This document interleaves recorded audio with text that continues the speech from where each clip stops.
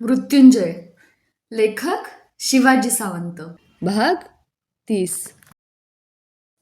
इथून पुढे काही भाग कर्ण या पात्राची सुरुवात होईल. पुन्हा एकदा अंगदेशचा राजा झालो म्हणून मी स्वतःला भाग्यशाली मानत नव्हतो, कारण मला पूर्णपणे माहीत होतं की ते राज्यपद मला दुर्योधनाच्या कृपेनं मिळालं होतं. जे लाचार आणि दुर्बल असतात तेच केवळ असल्या दुसऱ्याच्या कृपेची ऐट धरतात. हे असलं कुणाच्या तरी कृपेचं राज्यपद आपण मिरवावं असं मला कधीच वाटलं नाही. खऱ्या अर्थानं पाहिलं तर हे राज्यपद होतं.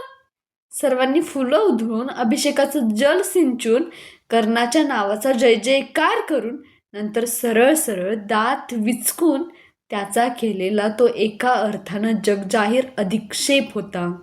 अधिक्षेप, अभिषेकयुक्त अधिक्षेप. कितीही दीन आणि असमर्थ असला तरी कोणताही माणूस आपला अधिक्षेप विसरू शकत नाही.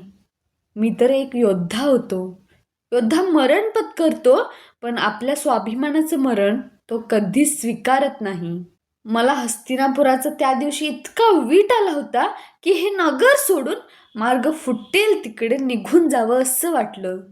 अशा एका देशात जावं की जिथं माणसाचं कुल कधीच विचारलं जात नाही, केवळ बल विचारलं जातं. म्हणूनच त्या दिवशी सायंकाळी राजवाड्याच्या सौधावरून चित्ररथ पक्ष्यांचा थवा पाहणाऱ्या दुर्योधनाला मी म्हणालोही, राजा, तुझं हे राज्यपद आता तूच सांभाळ. मला चंपानगरीचा मार्ग मोकळा करून दे.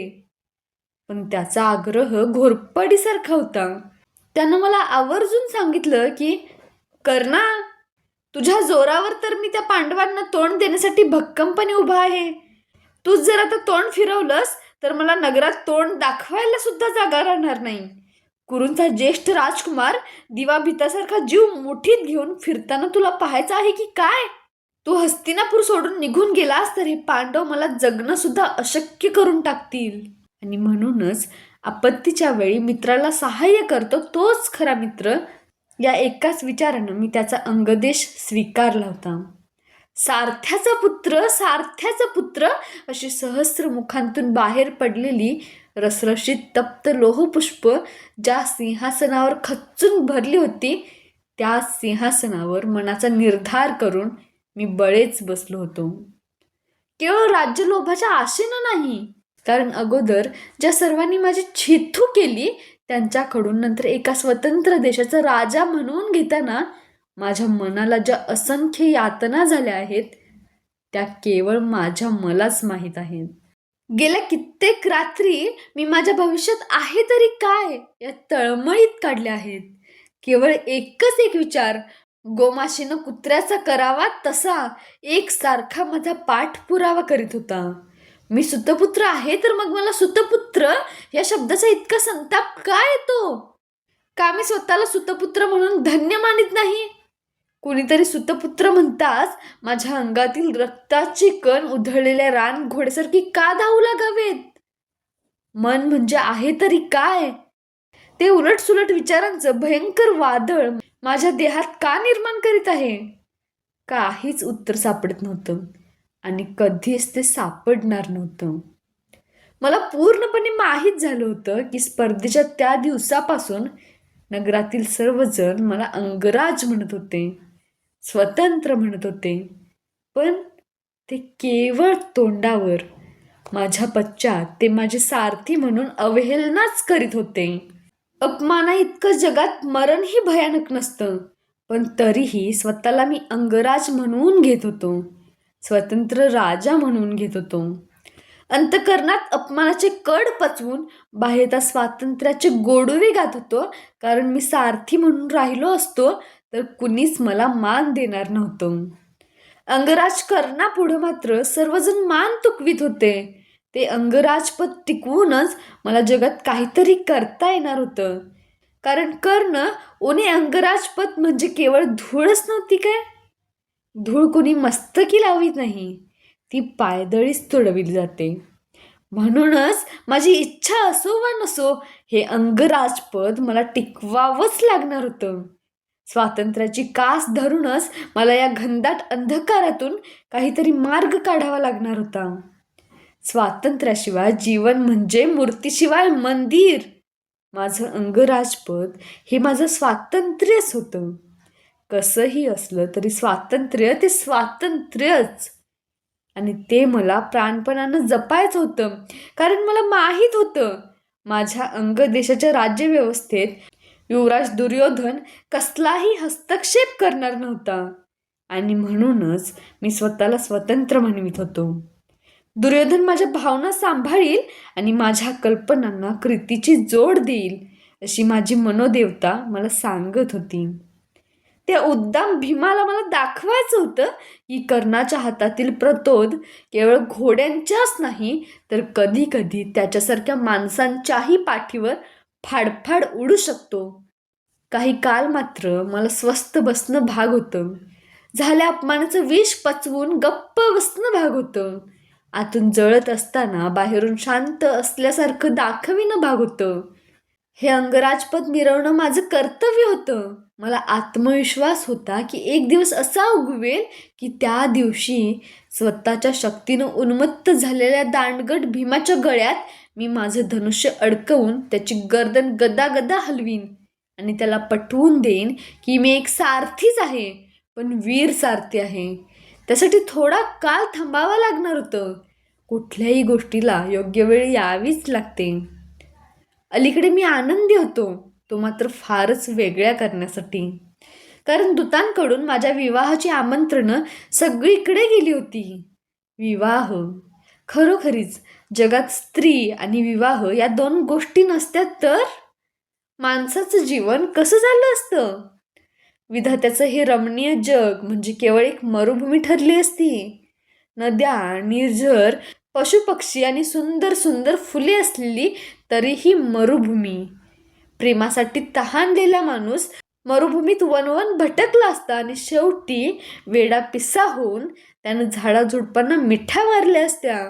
त्याच्या तडफडणाऱ्या जीवाला आत्महत्येशिवाय शांती मिळाली नसती. म्हणूनच स्त्री म्हणजे विश्वकर्त्यांना आपल्या पहिल्या साखर झोपेच्या वेळी टाकलेला एक हळूवार निश्वास वाटतो मला.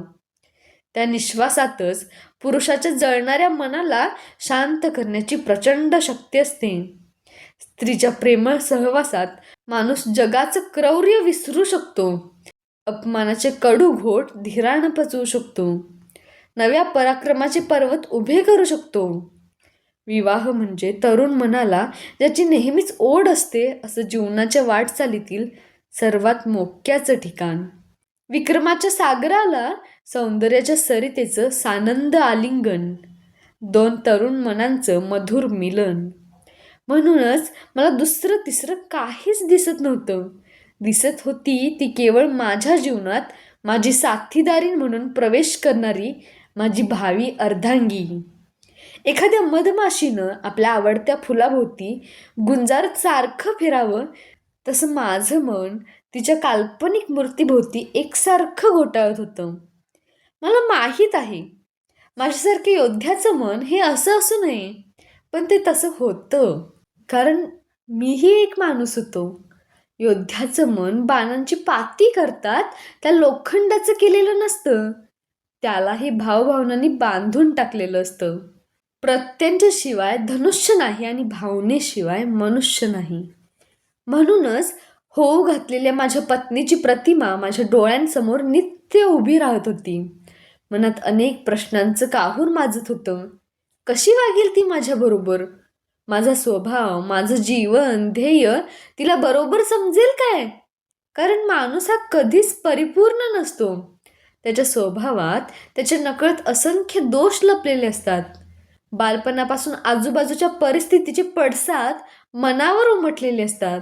ते माणसाच्या स्वभावावर परिणाम केल्याशिवाय राहत नाहीत. क्षणोक्षणी ते प्रकट होत असतात.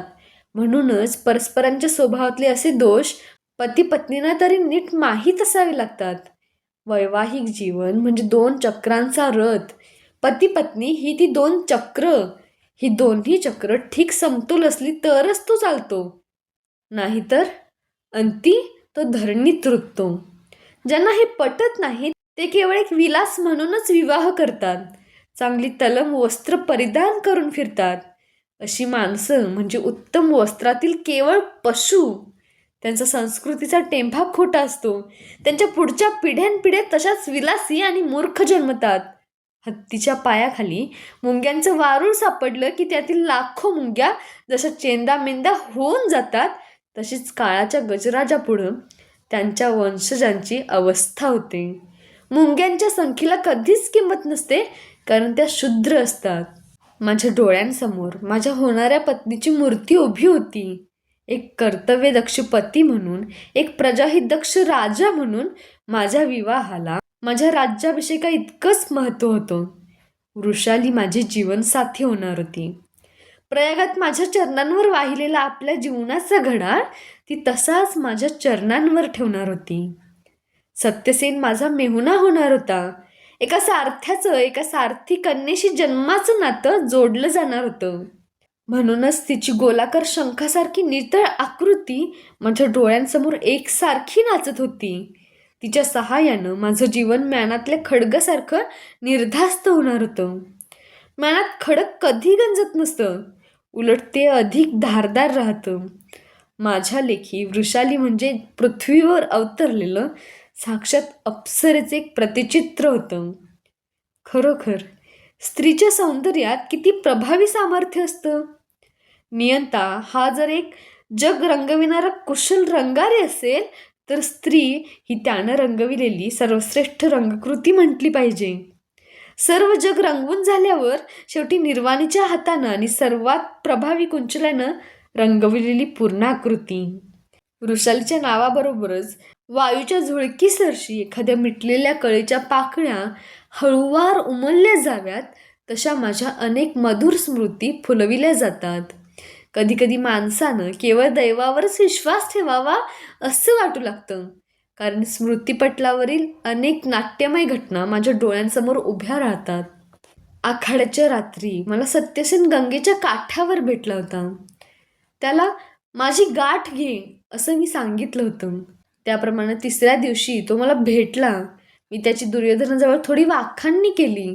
त्याला आपल्या सैन्यात कुठंतरी ठेवावं असं मी म्हणताच दुर्योधनानं त्याला लागलीच आपल्या राजरथाचं सारथी म्हणून नेमूनही घेतलं. सत्यसेनाच्या व्यवसायाचा प्रश्न मिटला. थोड्याच दिवसात त्यानं आपल्या सारथ्यातील कौशल्यानं दुर्योधनाची कृपाही संपादन केली.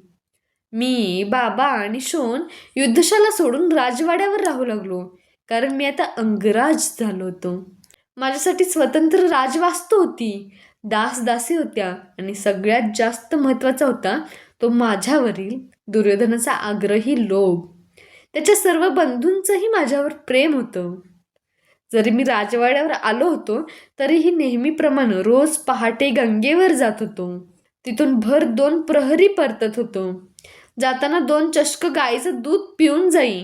गंगेवर जाऊन सूर्यपूजा करणं हा माझा रोजचा नियम होता. सूर्यदेवांना गंगाजलाचं अर्घ्य दिल्याशिवाय माझा दिवस सार्थकी लागत नव्हता. असाच मी एकदा गंगेवर गेलो होतो. स्नान आटपून नेहमीप्रमाणे अर्घ्यासाठी ओंजळभर पाणी मी घेतलं. माझ्यापासून 20-25 पावलांवरच उजव्या बाजूला गंगेचा घाट होता. त्याच्या दगडी पायदंड्या धुसर प्रकाशात अस्पष्ट दिसत होत्या. माझ्या ओंजळीतील पाणी थेंबाथेंबांनी परत गंगेच्या पात्रात समंत्र एकरूप होत होतं. रिक्त झालेली ओंजळ मी परत भरून घेत होतो. माझ्या गुरुला मी ती श्रद्धेनं अर्पण करीत होतो. आजपर्यंत मी अशा किती भाव ओंजळी अर्पण केल्या होत्या त्याची गणती नव्हती. गेली कित्येक वर्ष मी हे श्रद्धेनं करीत आलो आहे. जीवनाच्या अंतापर्यंत मी तसंच करणार आहे. श्रद्धा म्हणजे काटेरी जीवनावरची हिरवळ. माझी ही गुरुवरची श्रद्धा मी प्राणपणानं जपली होती आणि शेवटपर्यंत मी ती जपणार आहे. सगळ्या हस्तिनापुराला आता ते चांगलं माहीत झालं होतं. सकाळच्या 3 प्रहरी कर्ण कुठं आहे असा हस्तिनापुरात कुणालाही प्रश्न विचारला असता तर प्रत्येकानं निर्धास्तपणे उत्तर दिलं असतं, गंगेच्या काठावर.